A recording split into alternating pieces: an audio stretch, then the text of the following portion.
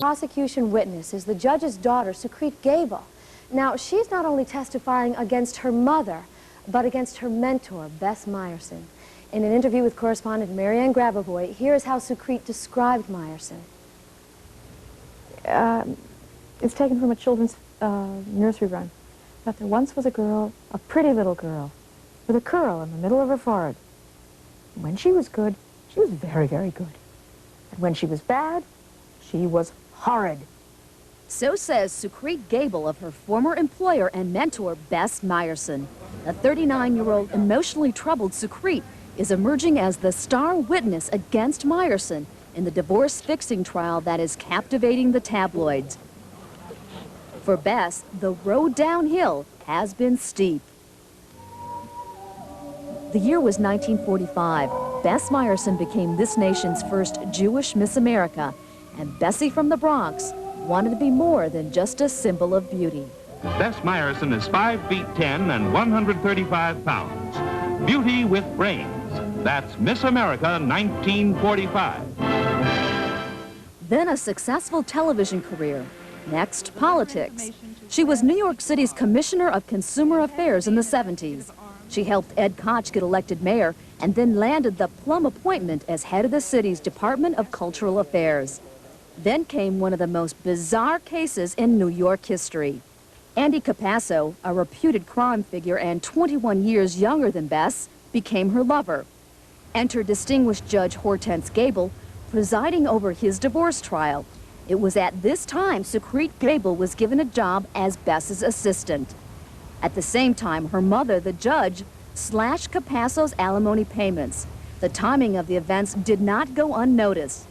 Capasso, Myerson, and Judge Gable were indicted for trying to fix Capasso's divorce. Many feel Sukhreet Gable is exploiting the media attention despite the obvious cost to her mother and mentor.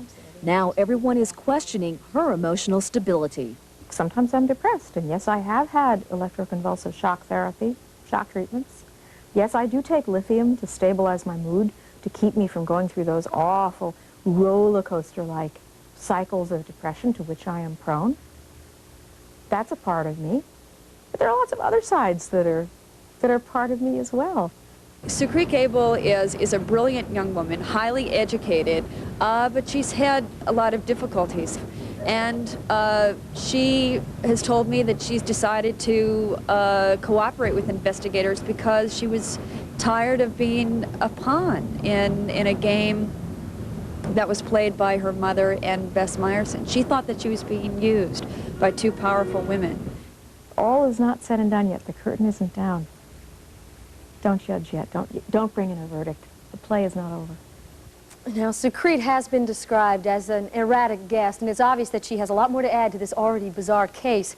And to talk more about that case and the media circus it has created is Susan Mulcahy. She is a New York newspaper columnist. She joins us now from our New York studio. Susan, is this getting a bit bizarre even for you hardened New York journalists? It's getting bizarre, but not too bizarre yet. I'm still fascinated by it, and I think everybody in the media is. What do you think it is? I mean, it's obviously a case about a powerful woman, but what else is it that's... Well, it's the best soap opera in town because it's got all these different love stories tangled up in it. The love of a mother for her troubled daughter, the love of a powerful woman for her boyfriend who's involved in a messy divorce. It's really the best show in town at the moment. I wonder, though, some of us has felt it's the kind of thing that you both want to stare at and look away from because it's a little bit uncomfortable. It is uncomfortable, especially because Sukhreet Gabel's obviously very troubled, has admitted she's troubled, and she's under medication for it. So you feel kind of bad about saying, this woman's real strange, I can't stop watching her. On the other hand, she seems to crave the attention. Yeah, I was going to ask you originally if you felt it as if you were exploiting Sukhreet. Now I'm wondering if you feel Sukhreet is exploiting you in the media. Well, maybe a little, because she really does. She can't get enough of the front pages of newspapers, the television interviews. She even has left her phone number listed in New York because she says she wants to talk to people who call her, and she's been getting a lot of weird calls, and she seems to enjoy taking them. How much longer do you think it's going to go on, and what's going to happen to Bess?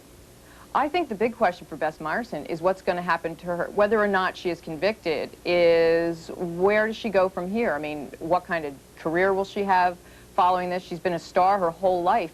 I really don't know what will happen to her, and I think it's very undecided whether or not she will be convicted because of Sukhreet's testimony. Even though she's a real smart woman, she has proven herself to be quite erratic. Okay, there's much more to come. Ed Koch is yet to take the stand, and that I know you're all going to be looking for. Oh, yeah, that should be real interesting. Okay, Susan Mulcahy, thank you so much. Thanks. Well, we're going to stay with the power of the media.